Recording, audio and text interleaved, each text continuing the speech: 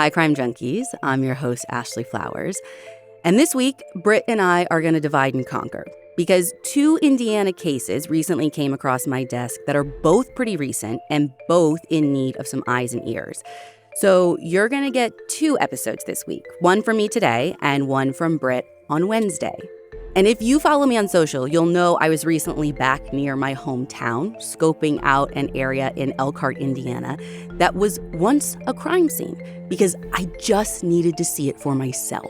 How did someone lay in wait, blitz attack a young woman, then drag her to the side of her trailer and cut her from ear to ear without a single witness seeing?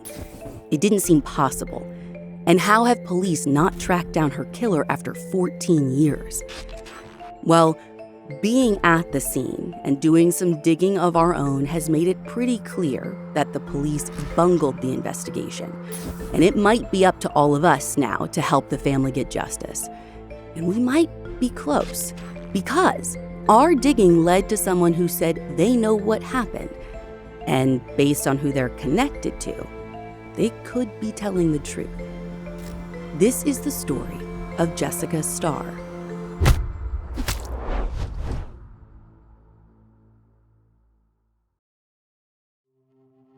911, where's your emergency?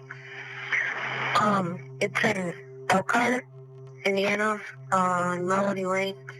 I was sitting on the couch and one of my mom's friends was getting home from work, one of her roommates, and I heard her run up the deck and was screaming, and then she sounded like she got a hand cupped over her mouth and she got pulled away. We need somebody to be sent here right away. That was part of a call that an 11-year-old named Jeff made to dispatchers just after 11:30 p.m. on August 8, 2011, from inside his trailer. He'd been home with his mom and little brother, expecting his mom's roommate and coworker, Jessica Starr, to be coming home any minute, like any other normal night.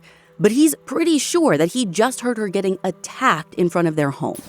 And now, having called the police, he is staring out the open front door into the pitch black night, watching his mom call for Jessica from the front porch with her gun in hand, afraid that someone might still be out there. But it is now completely silent. They can see Jessica's two-door Pontiac parked close to their front porch in front of the house, but the driver's side door is wide open. Just then, Jeff and his mom, Terry, heard this rustling sound at the side of the house, almost like someone was running off. But her children's safety was her first priority. Terry stays on the porch, gun in hand, waiting for police to arrive. And thank God it's not long. Police cars pull down the dark road, and as soon as their cars are in park, cops are scouring the property.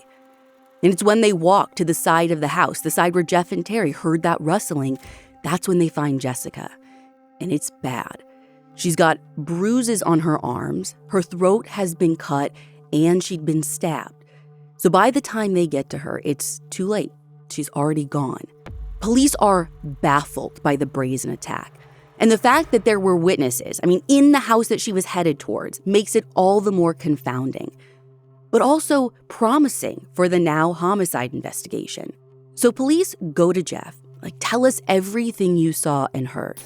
He told us recently what he shared with them 14 years ago.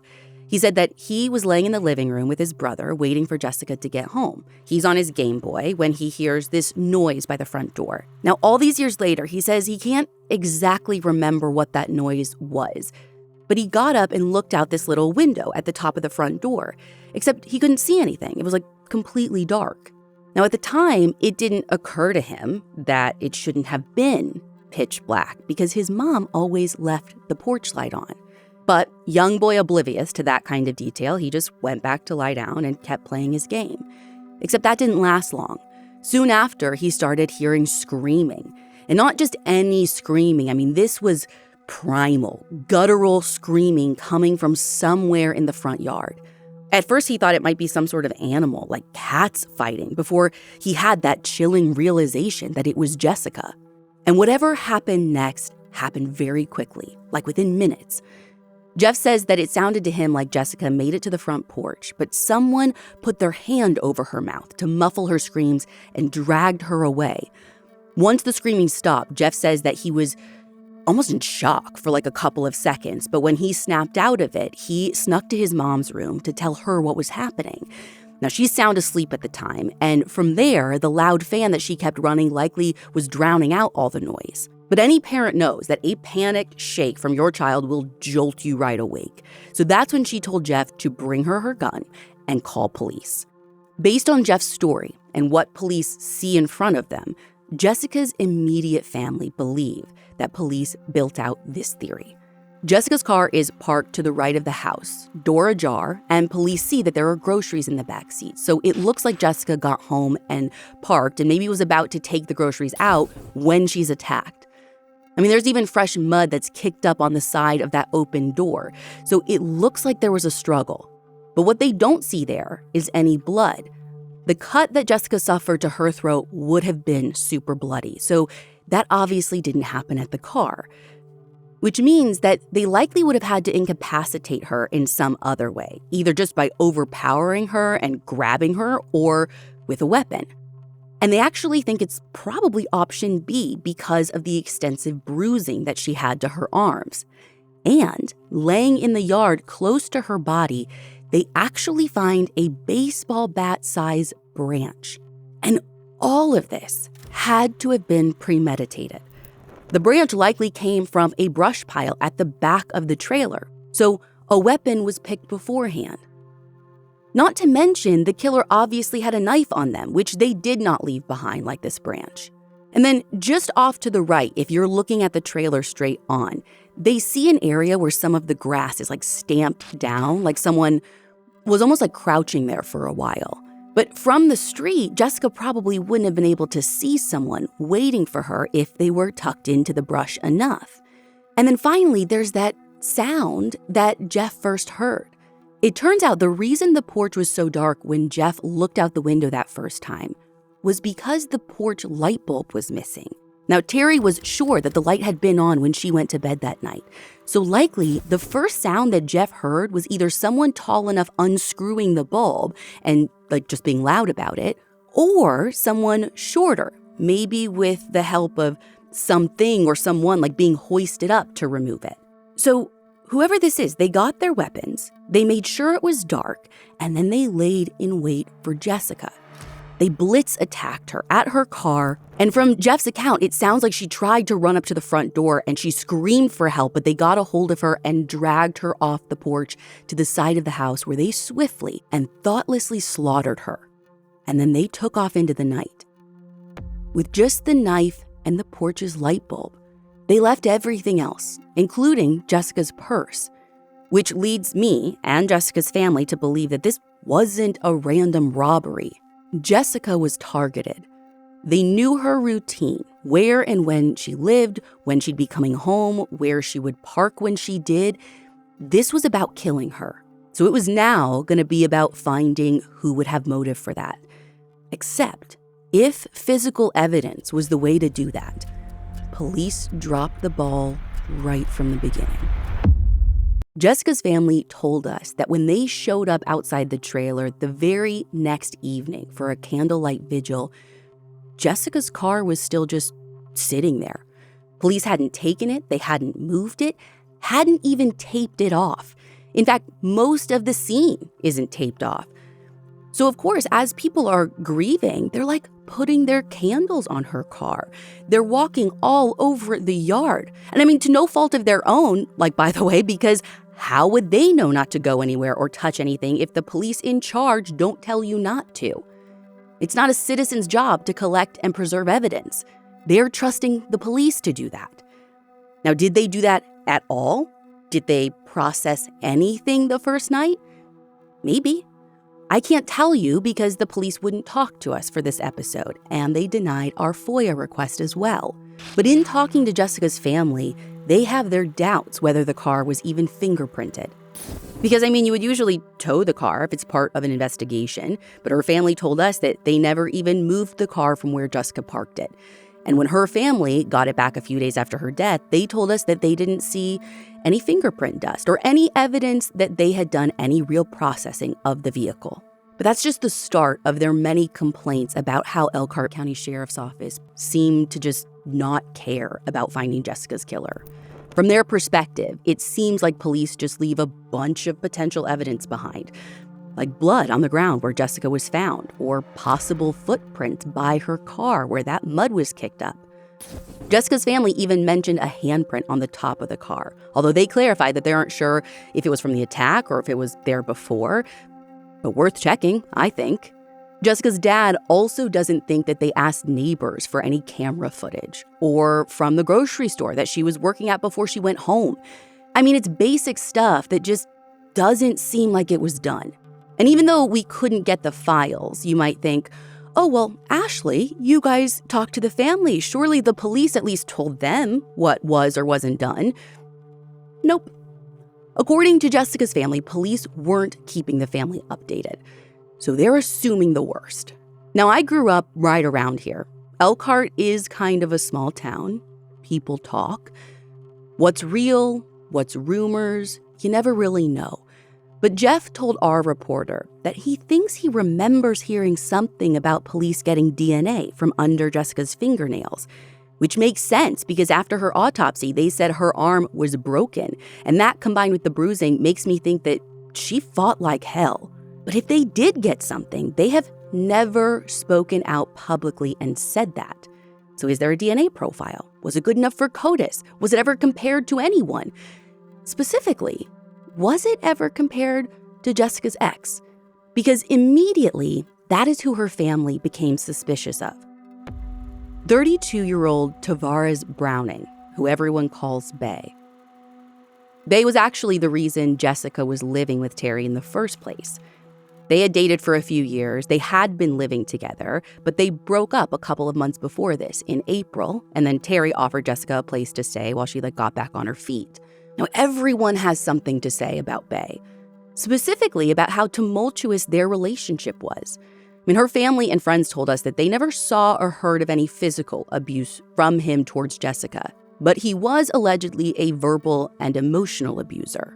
And according to Jessica's friends, after he and Jessica broke up, he started stalking her. He even showed up at her work. Now, her coworkers were aware, and they didn't let her leave or walk to her car without someone else with her.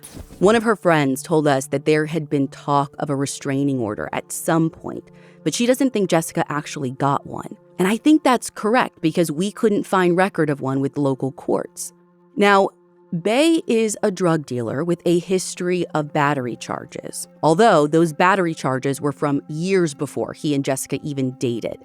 And he was only ever convicted of 2 of those charges, one in 1998 and one in 1999. But the timing of what happened to Jessica stands out to me. I mean, not only is leaving an abusive relationship one of the most dangerous times for a victim, but also, Jessica just started seeing someone new. So maybe that's motive. But here's the thing. According to Jessica's family, police told them that they went to Bay's home the night that Jessica was killed because, that's how quick they were hearing about him. And when they arrived, he was in bed with another woman and looked like he had just woken up. Based on Jessica's brother's recollection, he thinks that detectives assumed he wouldn't have been able to get back to wherever he was staying and clean up and stuff before police got there that night. Although, honestly, I'm a little skeptical about this. I'm not sure exactly how long it was between when the murder took place and when police turned up at Bay's door. But police likely have the details that we are lacking, and based on what they have and know, they quickly rule him out. And maybe the other thing that they have is DNA, and maybe they know that the profile they have isn't a match to him. To me, that would be worth saying publicly, but they haven't, so I'm not making any assumptions. They very well could have just ruled him out based on him being home. There's also a world where he's involved directly or indirectly, but didn't actually do it. Jessica's family laid out a couple of scenarios for me. Their thinking is that if it wasn't Bay, he may have orchestrated it, or someone may have killed Jessica in order to hurt him. Despite being a small-time drug dealer, Jessica's family told us that he had this way of luring people into his web and manipulating those around him. So maybe he ticked someone off or got on someone's bad side enough to where they killed Jessica to get back at him. I mean, he was clearly still attached to Jessica in some way, and maybe someone else knew that. Now, to his credit, the one thing Jessica's family does say is that he was absolutely distraught when she died. So if he was involved, it actually makes way more sense to them that this was someone else who carried it out. And really, that's even more based on what they know about the attack. They don't think that Bay would have needed a tree branch to take Jessica down. I mean, he's pretty tall and she's on the shorter side, so they think his bare hands would have been enough. You use the tree branch if you need help overpowering her. Say, if you were smaller, physically weaker, maybe a woman around Jessica's same size, which makes something a neighbor kid heard the night of Jessica's murder all the more interesting. When police interviewed neighbors, one 17-year-old kid in the home across the street did remember hearing something that night. He claims he heard screaming, and then after, he heard a woman's voice saying, "Well, we gotta get out of here." Now, in the moment, his brain was trying to put what he was hearing into context of his normal life, so he thought that may have been someone calling for their dog, but he didn't see anything. Now, this is super interesting because there is a group of women in Jessica's orbit who her family learned about within a few months after her death. You see, Jessica actually had two jobs when she was killed. The first was at a grocery store, and the second was at a local factory. And Jessica's dad hears that some of the women she worked with at the factory ran in the same circles as Bay. Now, they weren't happy that she'd broken up with him. Allegedly, they told her that she needed to go back to her man, and it wasn't right that she'd left him. Now, the thing is, I don't know if police ever looked into this group of women, despite Jessica's family reporting all of this to them. It's one of the questions I wanted to ask them most if they would have agreed to talk to us. If they didn't look into this, it's probably because they directed their attention to more obvious suspects, like this guy named Josh. And listen, it's for good reason that they looked at him early on, even if the incident that makes him so suspicious happened nearly a decade ago. It is still horrific. So according to Jessica's brother and sister-in-law, this guy Josh went to high school with Jessica back in 2001 when she was 18, and he was really into her. But she wasn't into him, which apparently pissed him off. So one morning before school, he came to her house, grabbed a tire iron out of her garage, and beat her with it while also allegedly attempting to sexually assault her. Now, he got caught that very day because dude literally went to school with her blood still on his hoodie, and he served almost 3 years for that. But as unhinged as this man is, police end up finding out that he was in Michigan at the time that Jessica was killed. So they rule him off the list too. But the list of potential suspects keeps growing the more they learn about Jessica. Not because she was into anything bad, quite the opposite, actually. She took every bad thing that happened to her and used it as a drive to do good. Her family told us that she had worked as a legal assistant in the prosecutor's office shortly before her murder, and she sometimes stepped in as a liaison for victims of domestic violence, which can be a dangerous position. So, I kind of wondered, what if she got involved in a case where someone else's abusive partner would want to retaliate against her? So I had our team reach out to the former prosecutor who Jessica worked under, but unfortunately, he doesn't remember any cases that she would have helped out with where that could have been a concern. He's familiar with Jessica's case, obviously, and in his opinion, that's not a likely scenario. He said based on what he knows, he thinks it likely would have been someone close to Jessica. And so, we're right back to where we started. Over the years, without anywhere to place blame, people just go looking for it. And many times, it's fallen on Terry. Some of Jessica's friends can't help but wonder if Terry could know more than she's saying. They also don't like that Terry didn't go looking for Jessica when she went out onto the porch with her gun. But let me stop you right there. First of all, fight, flight, freeze. You don't know till you're in it. I mean, the fact that she's even on the porch with her gun, to me, is a lot. And she is a mom with 2 little kids in the house. I don't blame her for not wanting to leave the doorway open when there is a mystery assailant outside. And those are the same feelings that Jessica's family shares. They understand how Jessica's friends might find that suspicious, but they don't think that Terry had anything to do with this. And Terry herself also denies knowing more than she's let on. But speaking of Terry, she actually has her own theories. And she gave me something that I was desperate for. The name of a woman.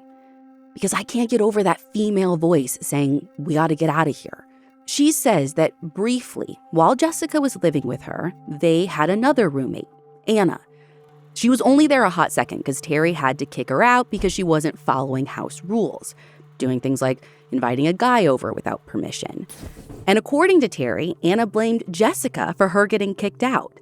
And I'm not sure why. Maybe Jessica was the one who told Terry that this stuff was happening, or maybe she was just feeling replaced, or maybe Jessica was just a great example of following the rules and made a glaring example of what a bad roommate she was. Who knows? But Terry told our team that she's suspicious of Anna because of one really specific reason. Anna would have known that Terry slept with that industrial-sized fan to block out noise, which would have prevented her from hearing anything. Now, we asked Jessica's family what they thought of Terry's theory, but they don't really buy it. Still, our team connected with Anna just to get her take. And not only does she deny having anything to do with Jessica's death, she actually gave us a whole new story that sent me spiraling. Anna told us that this guy she was dating, who, by the way, also ran in the same circles as Bay, this guy assaulted her sometime after Jessica's homicide. And during this assault, he threatened her with a knife and allegedly said, quote, "Do you want to end up like Jess?" Now, I had all the questions after learning this. Like, did he just say this because he knew what happened to Jessica? Like, specifically how she died? I mean, her cause of death isn't a secret, so it's very likely that he knew she was killed with a knife. Or did he maybe know more than he was letting on? Did he have more insight into what happened? Now, we've tried to confirm any part of this with other people, and in doing so, we talked to some of Jessica's friends, but they couldn't corroborate this threat. To me, it would still be worth looking into, as are the women at the factory, especially when it seems like police don't have anything else. The people in Elkhart are still talking about Jessica's homicide to this day, and her friends and family are keeping their ears to the ground for any chatter, turning over any rumors that they hear to police, because like any good crime junkie knows, people don't keep secrets forever. And actually, the most recent tip that they turned over was just from like a year and a half ago. That's when one of Jessica's loved ones had a run-in with this woman who also happens to run in the same circles as Bay, and she was going around claiming that she knew who did it. So again, all the questions. Does she actually know more? Is she just saying that to get attention or to make people mad? We've been trying to get in touch with this woman to follow up on these claims. And I know all of this has been reported to the police, but no one knows if they've done anything with this. So many rumors still seem to revolve around Bay, but police have never connected him to this. Bay is currently serving a pretty hefty sentence for dealing cocaine. We reached out to Bay for comment, and he denies having anything to do with Jessica's death. He also denies stalking and verbally or emotionally abusing her. Jessica's family worries that they're never going to be able to tie anyone to the crime because of how royally they think Elkhart County Sheriff's Office screwed up the investigation from the start. They even say that police ghost them when they ask for updates, which I am sure feels terrible when all you want is answers. Without police communicating with them, Jessica's family is still waiting for justice. Her brother said that whoever did this didn't just kill Jessica, they killed the whole family. I mean, Jessica's mother died just a month after her from health complications compounded by grief, and her father spent the rest of his life searching for answers. I mean, he died just earlier this year. Her brother told us that their dad filled notebooks upon notebooks of theories about who could have killed his daughter and notes on his own investigation. Unfortunately, he'd isolated himself after her death, so he didn't share much. And even when they got his books after he died, they were in pretty bad shape and nothing really useful came from them. Listen, her family wants Jessica to be remembered as the type of person who used the bad things that happened to her for good, like how she helped victims of domestic violence at work. She would tell people that they could survive what was happening to them because she had. She even kept a photo of her 18-year-old self in her desk to show people what they would come back from. And she would have wanted her death to be used for good too. Her family honored her that way by organizing a donation drive for a local women's shelter that she'd helped with as a part of her work at the prosecutor's office. They ended up filling 3 to 4 semi-truck trailers full of donations in her honor. And we at AudioChuck have made a donation to that same women's shelter in her honor as well. It's called Safe Haven, Elkhart County. We're going to link to that in the show notes if you want to join us. Jessica's killer could still be out there and someone knows something. If you have any information about the death of Jessica Starr, you can submit tips to us at tips@audiochuck.com. You can also contact the Elkhart County Sheriff's Office, and we're going to have their contact information in our show notes. You can find all the source material for this episode on our website, crimejunkie.com. And if you want to listen to this episode and all of our episodes completely ad-free, be sure to join our fan club. You'll also get early access to new episodes every week. You can follow us on Instagram at Crime Junkie Podcast, and we will be back next week with a brand new episode.